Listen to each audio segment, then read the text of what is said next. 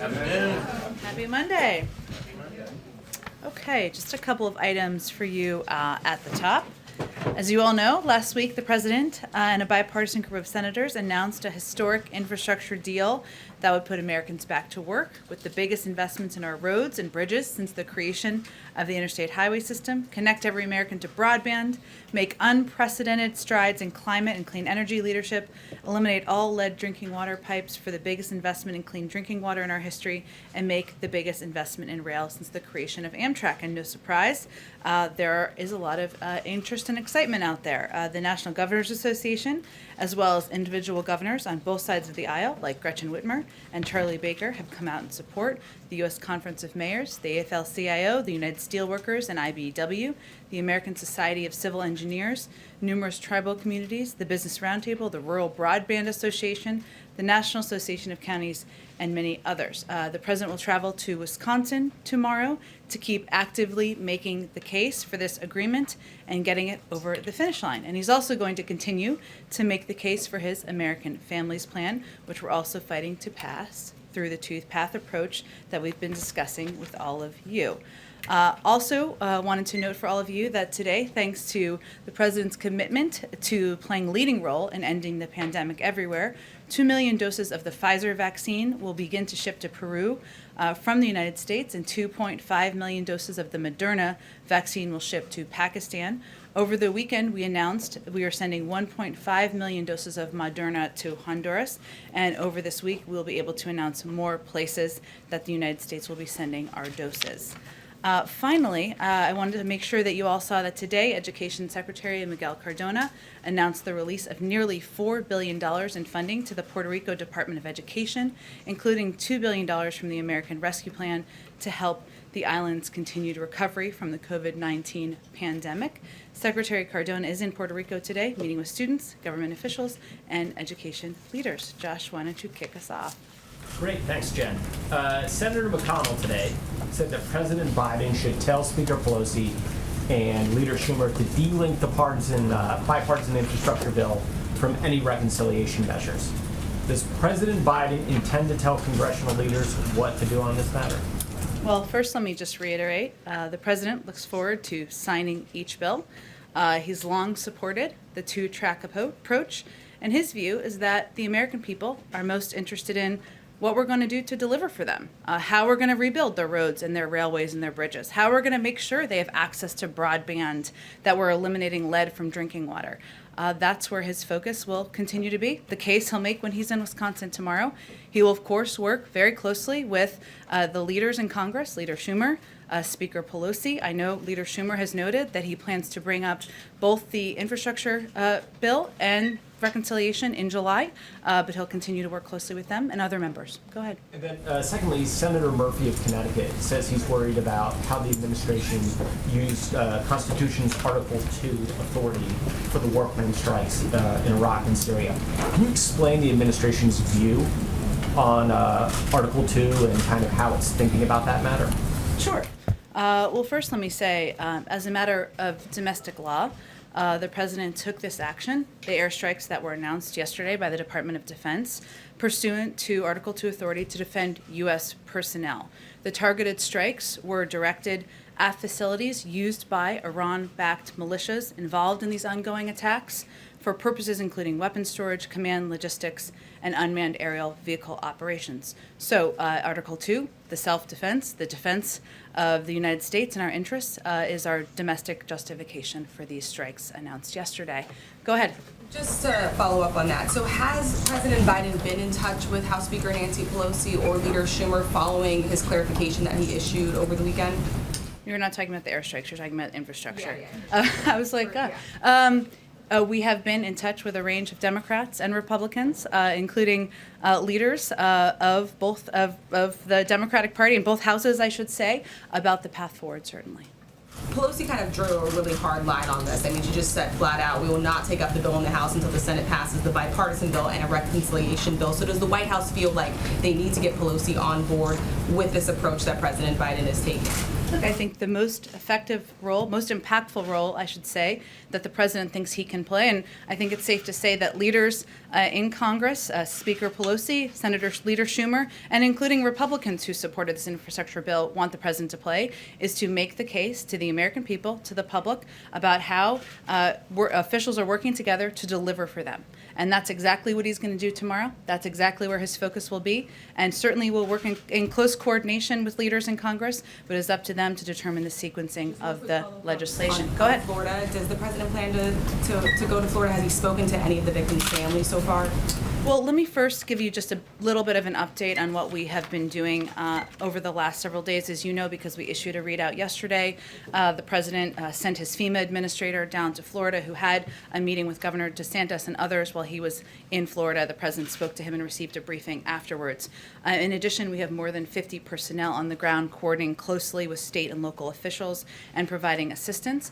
FEMA has deployed an incident management assistance team, as well as building science experts, structural engineers, and geotechnical experts to support search and rescue operations, and a mobile command center. The U.S. Army Corps of Engineers is also being mission assigned to provide technical assistance for debris removal, and 2 FEMA-supported search and rescue teams are involved in the response to the devastating incident, and additional FEMA National Urban Search and Rescue System teams are on alert to support personnel already on the ground. In addition, last item, FEMA is coordinating with the state to support the opening of a family assistance center and is providing communication support to ensure information is available. In terms of a visit by the president, we always assess, we always want to ensure that we're not pulling from local resources. We don't want to draw resources that are needed in the ongoing search and rescue operations and efforts. We will remain in close contact with officials on the ground, and certainly if there's a trip to preview or announce to all of you, I will be ready to do that. Go ahead, Major. The statement the president released Saturday, what was the need for that? And did the president earlier miscommunicate, or did Senate Republicans simply misunderstand on the infrastructure deal? Well, I will say, Major, that I think that the statement was quite lengthy and quite detailed in the president's name, and the president's voice. And a couple of the points he made in there quite clearly were that when last week, when he had the press conference, as you all know, he indicated he would refuse to sign the infrastructure bill if it was sent to him without his American Families Plan and other priorities, including clean energy. That statement upset some Republicans who did not see the 2 plans as linked, as you all know, who are also hoping, as you all know, to defeat the Families Plan and do not want to see their support for the infrastructure plan as aiding passage of the Families Plan. As was noted in his statement, he left the impression that he was issuing a veto threat on the very plan that he had just agreed to, which was not his intent. And he wanted to make clear that was not his intent. And in the statement, he also reiterated his intention to move forward with advocating for, using the bully pulpit, making phone calls, working his heart out to get the American Families Plan through. And his view is that you can do both and should be able to do both. And there can be disagreement even as he's pursuing the American Families Plan. So he miscommunicated. I think he made pretty clear, Major, in his statement this weekend that we issued this weekend, that he did not send that was not the message he intended to send. And you have said a couple of times the president's going to tell the country what's in it, but even those who have supported it say we'd like to know more about it. I mean, when are the details going to be really available for those, for example, who live in Flint, Michigan, or any other city in America that does have a lead pipe situation, to know exactly what's going to be spent, when it's going to be spent, and the core legislative language that, when I used to cover Senator Biden, he would be very much focused on? Well, what would you like to know? Settle in. I will share every detail that anyone would like to know about the package. But you're right, Major. As you know, it needs to now be written. That is a key component. As the president said also, and as we have conveyed from here, there is work ahead. And that is the important work ahead, is writing this legislation, moving it across the finish line. I will say, just because you asked me about the specific component of the package, just to give a little bit more detail there, it will put Americans to work replacing 100% of our nation's lead water pipes so that every single American child at home or in school can turn on the faucet and drink clean water. And right now, as you may or may not know, up to 10 million homes and 400,000 schools and childcare centers get their water from lead pipes and service lines. So that is what it will aim to address in that specific category. Is that over the 8-year life of the bill, or is that on a 2-year thing? Do you have any determination of a timeline on that? It's an excellent question. The details are very important here. It needs to all be written into the final legislation of the bill. But the president is clearly eager to get that done as quickly as possible. Go ahead. Thank you, Jen. Just another question about infrastructure. You're saying that the president was trying to clear up what he meant on Thursday and that it was not his intention to issue a veto threat. He said, if they don't come, the two bills together, I'm not signing. Real simple. So did he change his mind or did he make a mistake? I will say, Peter, I know that we're quite focused sometimes on process in here. I understand that. The process of a bill becoming a law is important, but the president intends to sign both pieces of legislation into law. He is eager to do that, looking forward to do that. As you know, they are both moving forward on dual tracks in Congress. The leaders in Congress are ensuring that is happening. Okay. Something one of the advisors said this weekend, Cedric Richmond, he said, Republicans defunded the police by not supporting the American Rescue Plan. But how is it that that is an argument to be made when the president never mentioned needing money for police to stop a crime wave when he was selling the American Rescue Plan? Well, the president did mention that the American Rescue Plan, the state and local funding, something that was supported by the president, a lot of Democrats who supported and voted for the bill, could help ensure local cops were kept on the beat in communities across the country. As you know, didn't receive a single Republican vote. That funding has been used to keep cops on the beat. But at the time, that was sold as these local police departments might have a pandemic-related budget shortfall, not we need to keep cops on the beat because there's a crime wave. I think that any local department would argue that keeping cops on the beat to keep communities safe when they had to, because of budget shortfalls, fire police is something that helped them address crime in their local For those communities. in the local communities, the White House's argument was the American Rescue Plan is going to be $1,400 checks. It's going to be vaccines, vaccinators. It's going to put us on the path to beating the virus, not...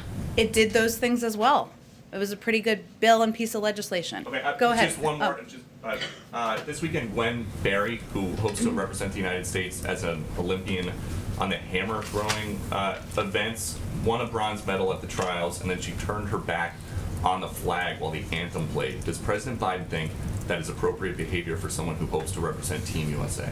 Well, Peter, I haven't spoken to the president specifically about this, but I know he's incredibly proud to be an American and has great respect for the anthem and all that it represents, especially for our men and women serving in uniform all around the world. He would also say, of course, that part of that pride in our country means recognizing there are moments where we are, as a country, haven't lived up to our highest ideals, and it means respecting the right of people granted to them in the Constitution to peacefully protest. Go ahead. I want to switch gears real quickly on the COVID crisis. Sure. So you're planning a really large party at the White House on the 4th Yes. of July. A party for 1,000 frontline people. workers and men and women who served our country, yes. And also the National Mall will be open, but we are getting reports now of increasing cases of the Delta variant. Experts are now warning that those who got the J&J vaccine might actually need a booster shot. Some of these experts have actually gotten such booster shots themselves to guard against the Delta variant. Is this too soon? Are you being risky by basically allowing many, many people to get to the National Mall on the 4th of July? Is there a risk that you could be, in essence, doing exactly what was criticized by the Trump administration? Well, creating large gatherings that are risky. Let me first say that we have been, our North Star has been data, has been scientists, has been the advice of our medical experts at every point since the president took office. And just a few factual details. I'm just saying, in addition to what you conveyed, the majority of Delta cases are in people who are unvaccinated. We may see some vaccinated people who test positive for COVID, of course, as we know from the data, but those people often have mild symptoms, remain out of the hospital, and the best way we continue to convey to people across the country to protect yourself is to get vaccinated, including and specifically the higher percentage of young people under the age of 27, who are at a lower rate of vaccination than people who are over that age. So I would say we, of course, will continue to evaluate any steps that need to be taken to protect the public, protect the American people. But we have made significant progress, and we are confident in our plans moving forward for July 4th. Is there anything that would change your mind? I mean, if we see a spike over the next few days, is there any chance that you could change the plans or curb it or limit it in some way? I don't. I mean, especially because the people who are coming to events like this do tend to be young people. I don't anticipate at this point our plans changing. We, of course, are always driven by the advice of our health and medical experts, but beyond that, I don't anticipate that at this point. Oh, go ahead, Judy. Okay. Quickly, just on Israel. So Yeah. the president is going to be here today. Yeah. What are the plans? What plans do you have for a visit with the new Israeli government? Is that, can you say a word or two about that? Sure. And what your goals are for the visit? Yeah, absolutely. So let me first say, on the first question you asked, we are, we do look forward, the President looks forward to hosting Prime Minister Bennett soon. We're working on a date, but don't have anything to preview at this point in time. Today's visit is a chance to recognize President Rivlin's support for the bilateral relationship and for maintaining strong bipartisan support for Israel. The visit is also an opportunity to highlight the deep ties and enduring partnerships between our nations, as well as a chance for the leaders to compare notes and consult on both the challenges and opportunities facing the region. Overall, the visit will highlight the strength of the relationship, affirm our shared interest in security and stability in the region, and provide an excellent opportunity for high-level consultations on key issues in advance of a visit we have with the Prime Minister at some point soon. So it's also building, I should say, on recent engagements we've had at a variety of levels, Secretary Austin and Secretary Blinken, as well as our National Security Advisor. Go ahead, Caitlin. Senator Romney told Jake Tapper that his reading of the president's statement over the weekend was, if the infrastructure bill reaches his desk and it comes alone, he will sign it. Is that an accurate reading of that statement from the president? The President looks forward to and expects to sign each piece of legislation into law. And he's going to work his heart out, getting both of them across the finish line. But if if the infrastructure bill arrives and the reconciliation package is not here yet, no one has clarified that yes, he will sign it. So. Well, again, Caitlin, I know we're quite focused sometimes on process in here, but, and hypotheticals. The President's focused on selling this package to the American people, both packages, I should say. That's what he'll be doing tomorrow in Wisconsin, and we'll be working closely with leaders in Congress to move both of these pieces of legislation forward. Okay, so the White House is not going to say, yes, he will sign the infrastructure bill if it comes alone to his desk. The President expects to sign each piece of legislation into law. One more question on the airstrikes. If the United States feels the need to keep hitting these Iran-backed militia groups, does the President think that he needs to go to Congress to ask for new authorization? Well, the President has talked about his desire to update and work with Congress, Senator Kaine and others, to update authorization parameters and legislation. I will say, as I stated earlier, that the President is confident, as is our team, in our legal justification, I should say, through Article 2 and our authority and our ability to defend U.S. security personnel, which is exactly what we did in this case. Can I follow up on that real quick? Jen, was there any consultation with Congress beforehand or our allies regarding the airstrikes, and what's the next step? I mean, you've had the airstrikes, but is there a reach out to Iran? We completed a number of member and staff notifications prior to taking action and are continuing to brief members of Congress. And we're also in close touch with partners in the region, but I'm not going to outline those from here. But specifically, will there be an outreach to Iran? Well, I would say that we are obviously working through. We just completed the 6th round of negotiations as it relates to the Iran nuclear deal. I don't have a timeline yet for when those will reconvene, but I don't have anything to preview in terms of other outreach to Iran. Go ahead, Kelly. I'll come to you in a second. Go ahead. In terms of the timing of those airstrikes, was there any relationship to the visit of the Israeli president today to have those actions prior to his visit No. here? Okay. And is there a concern in the president's calculation there about now the threats of retaliation that are coming from some of these militia groups and what posture he needs to have given that? Well, the President's view is that it was necessary, appropriate, and deliberate action these strikes designed to limit the risk of escalation. We will take, and he believes we should and will take necessary and appropriate measures to defend U.S. personnel, partners, and allies in the region. Certainly, I would say, just kind of in relation to this question over here, we continue to believe that and have never held back from noting that Iran is a bad actor in the region. And they have taken part in and supported and participated in extremely problematic behavior in our view. At the same time, we feel that we're moving forward and seeking the opportunity to move forward on negotiations to prevent Iran from acquiring a nuclear weapon is in our national interest, and that's how we will evaluate. But it was not linked to a visit by the President of Israel, nor was it linked to any elections in Iran either. Briefly on Florida, in the president's briefings about the status of what is there, has he been given any information to indicate that the chance for survivors still exists? And does he believe there is a federal role at examining the kinds of infrastructure within that building questions that have now certainly come to many people's minds after seeing what took place? Sure. Well, I would say on your second question that he does believe there should be an investigation, and that FEMA, a number of the resources FEMA is sending to the ground, building science experts to the scene, officials from the National Institutes of Standards and Technology, officials from OSHA, and the FBI, they've all been deployed to Surfside under their own authorities to help participate and provide expertise in that effort. So certainly we want to play any constructive role we can play with federal resources in getting to the bottom of it and preventing it from happening in the future. In terms of the likelihood and potential for survivors, obviously he would refer to local authorities on making that assessment. Go ahead. Thanks. I just wanted to follow up quickly on the airstrikes. Sure. The Iraqi government issued a statement calling it an unacceptable violation of their sovereignty and national security. So I'm wondering, has there been outrage to the Iraqi government, and also do you have a response to that sort of complaint that they've lodged? Sure. Well, I would refer you to the government of Iraq on that specific question, but I will say that the Prime Minister is a partner. He has a tough job. His statement called for de-escalation from all sides, and we agree with that. But the attacks against our troops need to stop, and that is why the President ordered the operation last night in self-defense of our personnel. Go ahead. Oh, go ahead. Yeah, sorry, I just wanted to ask about this Alzheimer's treatment that was approved earlier this month. Yeah.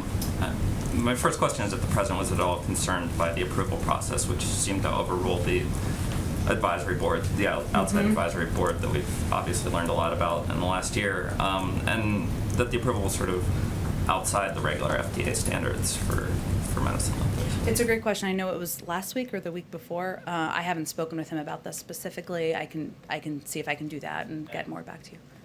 I'm not sure you'll have more on it, but there's now this question of considering the limited efficacy and the high price of it, whether the government would impose particular restrictions on access to it due to Medicare. It's something that, if was approved fully, could have enormous costs to the Medicare system. And so I'm wondering if the White House is looking at that Sure. issue. Well, let me talk to our health team and see if there's more. We can get back to you on that. Go ahead. Thanks, Jen. The Senate Minority Leader put out a statement today at a news conference in which he said the president delinked the two bills. Does the White House take issue with that characterization, or do you agree with that? Is that what has happened here? I think the President is eager to sign both pieces of legislation into law. And he is going to focus his time and his effort on selling the benefits of these packages, what they would do for the American people, whether it's ensuring kids don't have lead in their drinking water, or making sure families have additional benefit from the child tax credit extension. That's what his focus is going to be. In terms of the mechanics and the process, we're going to work closely with leaders in Congress, but he wanted to be clear that he did not intend to issue a veto threat, and he remains committed to moving that piece of legislation forward, just as he remains committed to moving the American Families Plan forward. I'd give it a try. It was good. One other question on Article 2. Sure. What are the limits this White House sees on the president's Article 2 power? Does it acknowledge that there are limits? And to what extent does the president feel he needs to yield to the Article 1 branch when it comes to the authorization of force? Well, I would say that the president takes legal authority and justification for military action quite seriously. And certainly we consult our legal teams to ensure we have that justification. And we certainly feel confident we do. And when there are attacks against that threaten our troops, our men and women serving bravely overseas, and responding to those certainly qualifies as self-defense. Go ahead. Thanks, Jen. When the president announced the bipartisan infrastructure deal last week, he said, "I know the Senate and the House better than most of you do." And indeed, he's had long experience in Congress and in the White House. So how does a situation like this arise where he has to issue a statement, a lengthy one, clarifying himself? You all have to reassure people on Capitol Hill. Did he underestimate the blowback that he was going to get from Republicans by making the statement that he did about, wanting to do these bills in tandem? I know there's a lot of interest in kind of rehashing the last several days. I get it. We're not going to do that. We're going to focus on our efforts moving forward. And right now, as you saw, a number of Republicans go out on Sunday shows yesterday and talk about their commitment to getting this package forward, their commitment to delivering these benefits to the American people. I just started out talking about the broad support from governors, labor unions, others in moving this package forward. And the president's going to go out to Wisconsin and sell this package to the American people tomorrow. That's where our focus is on. Along those same lines, then, in terms of moving forward, you mentioned earlier that the White House is in touch with a range of lawmakers on Capitol Hill. You mentioned some of the other support. Yeah. But specifically, can you talk about outreach to liberal members of Congress? Are you guys in touch with the Progressive Caucus? There's obviously been some concern on the left about negotiating too much with Republicans. What reassurances, if any, have you given to liberal members of Congress on this front? Well, absolutely. We're in touch with members of from all parts of all parts of the Democratic Party, a range of members in the Republican Party. Absolutely. Some are the president's directly in touch with, but our legislative team, senior members of the White House team, are absolutely engaged with, listening to, conveying, making the case for why there are key components of this infrastructure package that should be supported by a broad range of members of our party. And I will note that there are a couple of components, and some areas where there hasn't been probably enough information out there about the benefits, in areas where I think a number of members of the progressive wing of the Democratic Party would be excited about and support. And certainly, I mentioned earlier, removing lead from drinking water. That is something that, as I noted in response to Major, there are 400,000 schools, 10 million homes that could benefit, millions of kids who would benefit from that. Also, expansion of broadband. It's a national disgrace that African American families are 9% less likely to have high-speed internet than their white peers, and Latino Americans are 15% less likely. It will help address that. Also, access to transportation. Americans who are trying to get to work, including communities of color that are twice as likely to take public transit but often have fewer good transit options. That's just one component. If you go to climate, which is an area where I think we still are going to continue to do more work, making sure people across the country and people who care deeply about addressing our climate crisis know the components of what's in this package, which the president considers a down payment, not the end, a down payment. So 500,000 electric vehicle charging stations nationwide. That's what this would help support, with a focus on our highways and rural and disadvantaged communities. It would help buy more than 35,000 electric school buses. It will include the largest investment in clean energy transmission in American history. Will strengthen and revitalize our natural infrastructure, and it represents the largest effort ever to address legacy pollution. These are all areas that a lot of people in the Democratic Party are excited about historically, should be excited about, and we're going to continue to make the case and make sure we're conveying this and the American Families Plan and the components there are what we're going to continue to advocate for. Is tomorrow's speech mainly about the bipartisan infrastructure bill or about the American families? Like, how much of tomorrow is going to be about that deal versus the American Families Plan? Tomorrow we'll primarily focus on the infrastructure package and the components in the infrastructure package, but the president will absolutely also be out there in the future continuing to make the case for why universal pre-K, something that makes it 50% more likely that kids will graduate from high school, should be law. Making sure community college, 2 years of it, is free for people across the country. Extension of the child tax credit. Those are all pieces he will be out there advocating for in the future. Go ahead, David. Jennifer, I can take you back to your Article 2 answers here, because they appear to be responsive to a specific incident or a set of incidents in which these UAVs were used against American troops. But that begs the larger question of whether the president believes he needs, in whatever replaces the authorization for the use of military force, something that is specific to the Iran threat, this category of threats.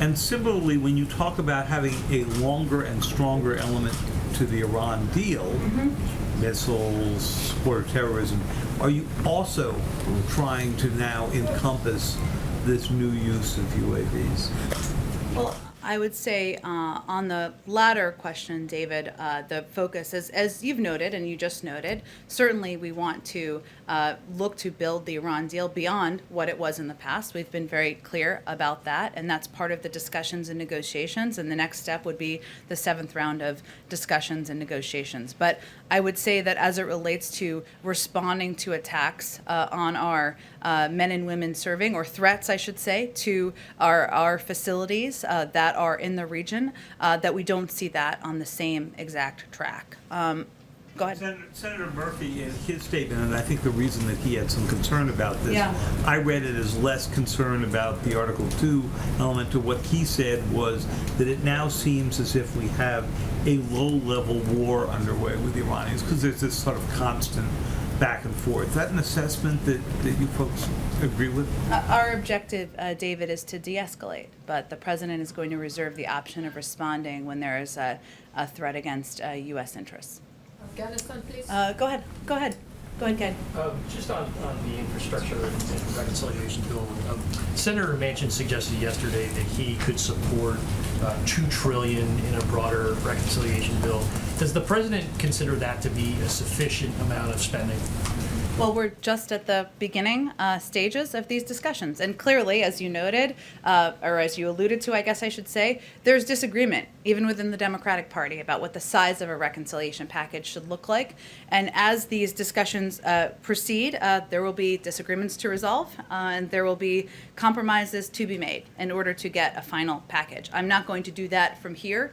The president's going to continue to advocate for the inclusion of the American Families Plan and the key components in that package that he feels would be instrumental to helping the American public. And he will continue to advocate for the components of the budget he proposed. But he also recognizes there are important discussions, negotiations that are going to happen between even members of the Democratic Party on this path forward. The select committee that the speaker is supposed to announce later this week, has the president spoken to her about the membership of the committee, who he would like to see on the panel? And does he have a sense in when this report should be released? Does he think it's important that the findings of this select committee come out around the anniversary, for example? I think the president certainly supports the decision by the speaker to create the select committee, or to launch, get the process started to form the select committee. In terms of the timeline of the release of a final report, I think he would refer to her and her judgment on that front. Go ahead in the middle. So, back to what you said about climate, even with those policies that you mentioned there in the bill, there's a pretty sizable protest across the street today from the Sunrise Movement. This is a group that worked with the campaign to set policy, that's in touch with the White House, but they and people, a lot of their allies are frustrated that when it came to reach a deal, it was a lot of the big climate stuff that got pared down or left out. What is your message to climate activists who feel like, wait a second, we thought that President Biden was going to be the most aggressive president ever on this topic? Why is this first high-profile bill so whittled down? Well, I would say I would dispute the notion that it's that it doesn't do anything for climate, which some are arguing. I just outlined some key components that would represent historic investments in areas like addressing the legacy pollution and cleaning up communities across the country, preventing that have relied on fossil fuels and others that have been polluted, especially lower income communities.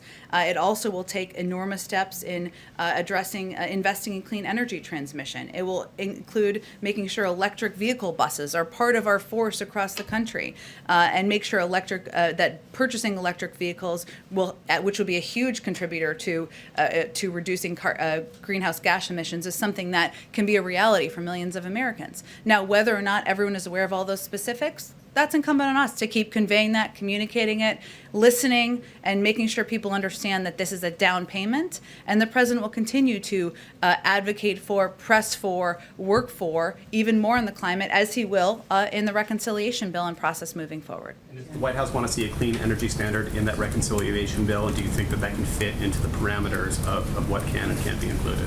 Well, there's obviously a lot to be negotiated and discussed moving forward. The president has conveyed that he would like to see an investment in clean energy tax credits, something that would certainly be an additional step forward. And there's more to discuss as it relates to the final reconciliation package and bill. Go ahead, Michael. Thanks, Jen. You just mentioned to a colleague that the president would like to see an investigation into what happened at Surfside. Yeah, he supports one. Yep. Can you expand on that just a bit? Would he like to see that federally run? Would he like to see consideration of building code changes? What should be the goal of that, and who should be in charge of that? Well, the goal, of course, is to get to the bottom of what happened, and of course, have it be an instructive guide on how to prevent it from happening in the future. I just conveyed all the federal resources we are sending down to be supportive of efforts on the ground, but I don't think I have more than that. Go ahead in the middle. Housing experts are really concerned that there's going to be a huge fallout if a federal moratorium is lifted next month. And a lot of studies show that evictions make the threat of COVID even worse, especially when it comes to Black and brown communities. What's the president's response to that, and can we see any type of changes? Well, first I would say the president absolutely is committed to ensuring that we continue to provide assistance, whether it's rental assistance or assistance to make sure that Americans who need help to stay in their homes, to stay in rental units, get the help they need. The moratorium was never meant to be permanent. Obviously, an extension was announced just last week, but we will continue to look for ways through federal authorities, through working with Congress, to ensure that we're helping Americans across the country. Go ahead, Anita. I just wanted to follow up on the question previously about the July 4th event. Can you just talk a little bit about I understand it's an outdoor event, but what precautions are being taken? So will people be tested? Do they have to be vaccinated? Are there masks even though it's outdoors? And just more broadly, we have seen signs that things are getting back to normal a little bit at the White House, but some signs that they aren't. I mean, can you just tell us a little bit about, are all staff here? Is it at 100% now? Are visitors allowed in? I believe there's still no tours. Just can you give us a sense of where things are? Sure, Anita. Well, first, our intention was always to bring staff back, and I think we provided this publicly, but at a kind of a slow pace to ensure we were integrating people back into the White House, and we were taking all the necessary precautions. I think a lot of that will be done through the course of July and into the summer. That's our intention. In terms of the timeline for resuming tours and guests, I'll have to just get back to you on the specific plans for that. About the event. Sure. In terms of precautions, I'll have to check with our team and see what the specific precautions are taken. I believe on Friday's briefing you had mentioned that the president would be speaking about voting rights this week at an event. Didn't see that on his schedule. Can you talk to us a little bit about what that event is and what he's going to be talking about? Sure. Well, he has a meeting with voting rights advocates today and with officials internally. So let me just note that first, which I think you're aware of, and we're working to determine when we can schedule remarks. It could move in just because of scheduling. It could move into next week, but I don't have anything to announce quite yet. He's looking forward to addressing the public as we get his final date locked in. I can preview it for you in more detail. Go ahead. Americans in the Northwest are suffering through a record-breaking heat wave right now. What's the president's message on climate to those who say he's not doing enough, that there wasn't enough in this bipartisan bill? And can he guarantee the public that something will be passed by the end of this year? Well, first, I would say the president is also meeting with governors from Western states on Wednesday to discuss exactly the threat of these wildfires and what we can do from a federal level to help work in partnership. And he's been quite focused over the last few months on ensuring we are not just preparing and working closely with governors who are in states that might be impacted by hurricanes, but doing the same with states and governors and leaders who might be impacted by wildfires. He even got a briefing from FEMA just last week. I would say again that the president is absolutely committed to addressing climate. It is one of the four crises he's identified as central to his presidency. The components that are in the infrastructure package are a down payment on that, but he will continue to advocate for, fight for additional steps in the reconciliation package and moving forward through the course of his presidency. Go ahead, April. I want to ask two questions. One on policing and the other on voting rights. Okay. Voting rights. On policing, the framework was announced last week of policing, George Floyd Justice and Policing Act.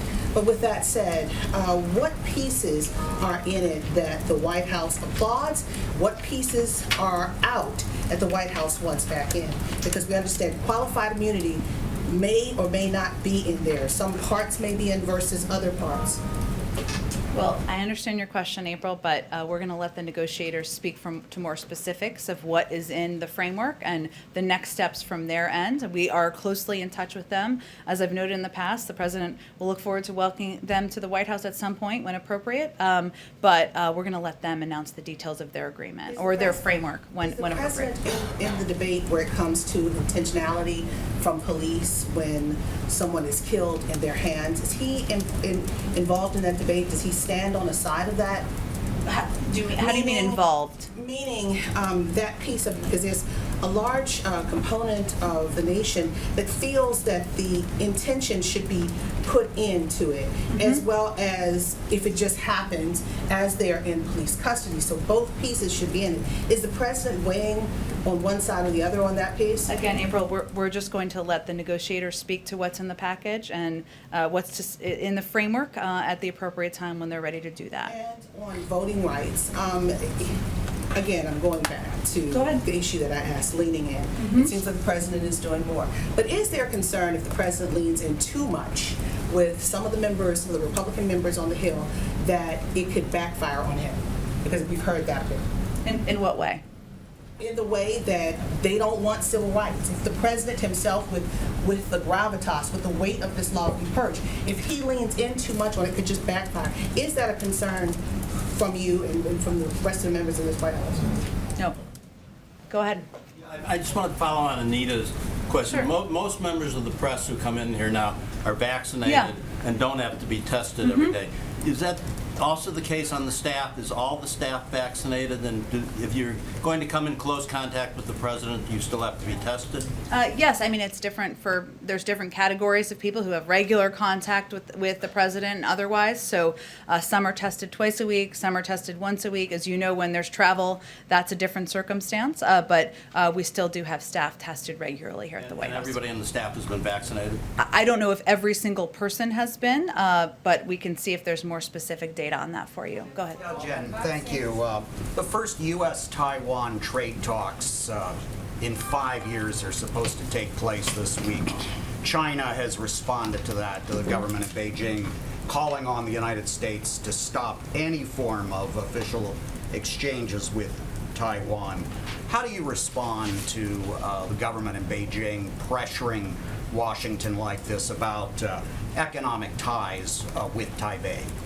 Well, let me first say this is not a direct response, but let me just convey to you what our policy is, which is that our support for Taiwan is rock solid. Taiwan is a leading democracy and major economy and a security partner, and we will continue to strengthen our relationship across all the areas we cooperate, including on economic issues.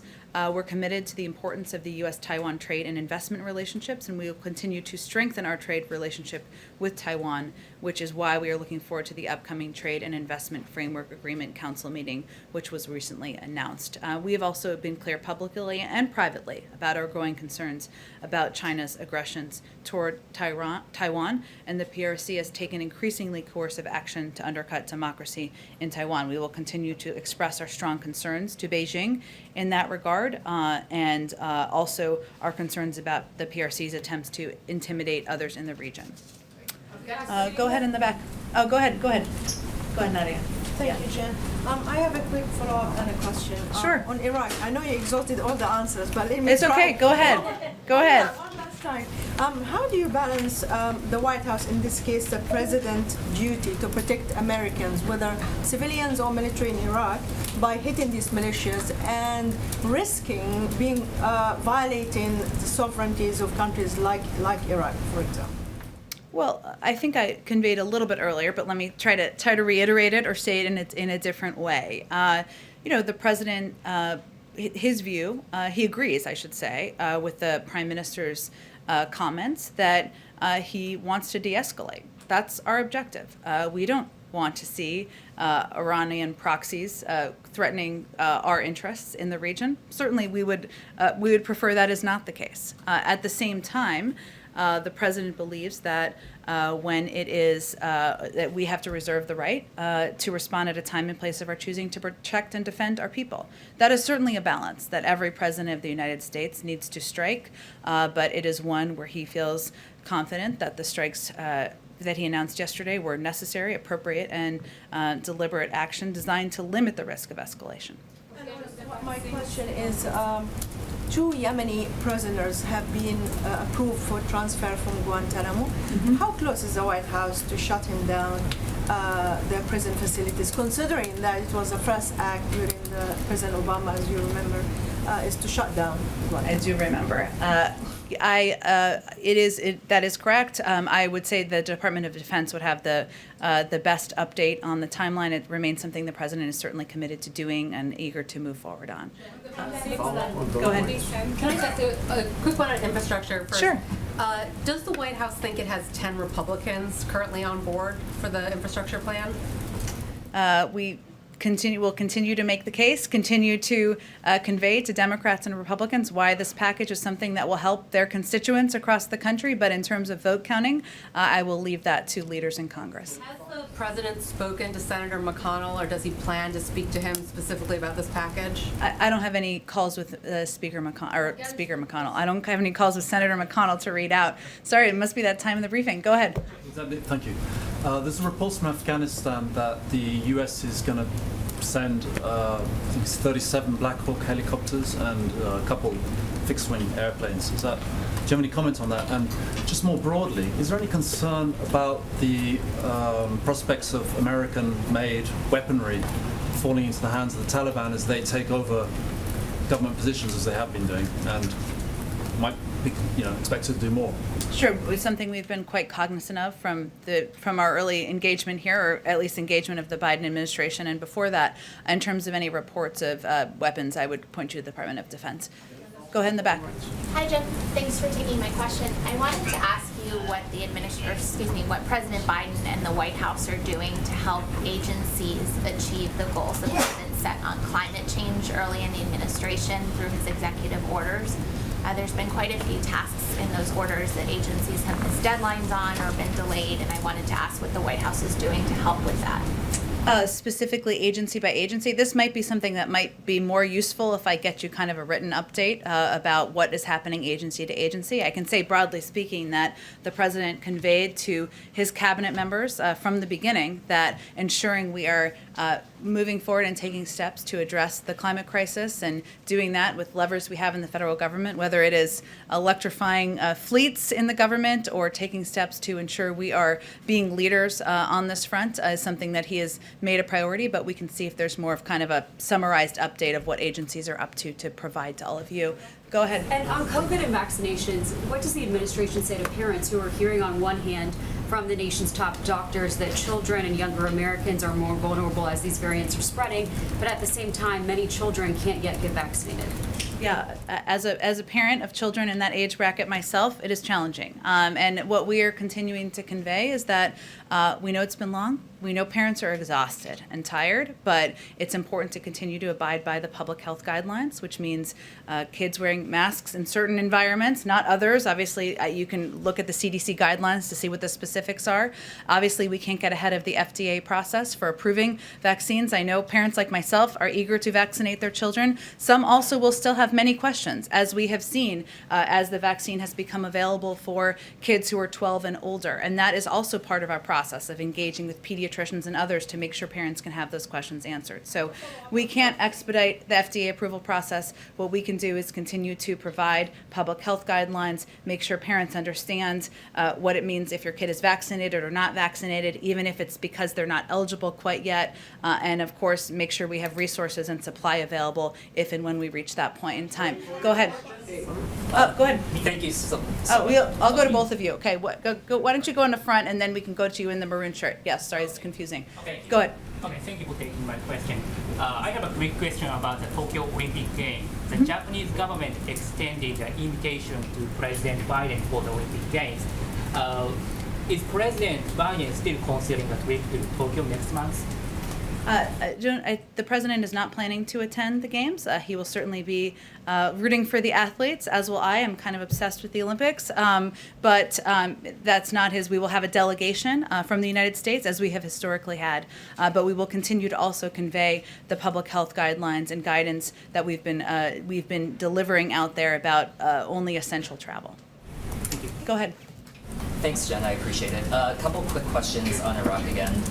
So first of all, in the past, even during the Soleimani strike, usually these strikes came in response to incidents where a U.S. service member or a U.S. military contractor was killed. So is this an indication that this administration is now pursuing a more aggressive policy on responding to Iran-backed militia attacks in Iraq? And secondly, was this purely a retaliatory strike, or was it meant to actually throw out imminent hostilities beyond the Saturday Erbil strike upcoming in the future? Well, let me first say that the United States selected these targets because Iran-backed militias used them to conduct at least 5 one-way UAV attacks against U.S. facilities in Iraq since April. So it was in direct response to those specific attacks. And as I've noted before, of course, the president did this aligned with domestic law and international law as well. He has been clear. The president has been clear that there will be serious consequences if Iranian leaders continue to arm, fund, and train militia groups to attack our people. And obviously, we've seen. I wouldn't say. I mean, there's available information beyond the last few months, over the last year plus, as to what these attacks look like. This was the president's decision about how he would respond to them. I can't speak to the prior administration. Did it throw out imminent hostilities, though? I mean, not looking back. Like, was it retaliatory, or was there another attack in the works that these were intended to deter?